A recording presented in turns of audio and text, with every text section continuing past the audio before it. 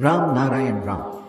వ్యాపారులు తమ దుకాణంలో ఉన్న ప్రతి వస్తువును షోకేస్లో అద్దాల పటాలాగా ఆర్డర్గా పెట్టుతారు. మనం ఆ షోకేస్ చూసి ఏది కావాలో అడుగుతాం. ఇలాగే ప్రపంచ ప్రకృతిని కూడా కాశ్మీర్, డార్జిలింగ్, అడవులు, ఎడారులు ఇలా కొంత కొంతగా అలంకరించి పెట్టింది. ఇవి ప్రపంచ నమూనాల రూపాలు. మన శరీరం కూడా అలాగే ఉంది.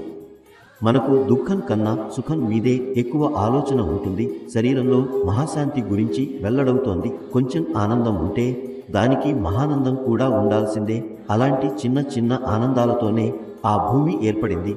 ఆ భూమి మీద ఉన్న ఇసుక రేఖలు కూడా మేము మహానందంలో ఉన్నా మేం ఆనందానికే లయమైపోయాం అని చెబుతున్నాయి.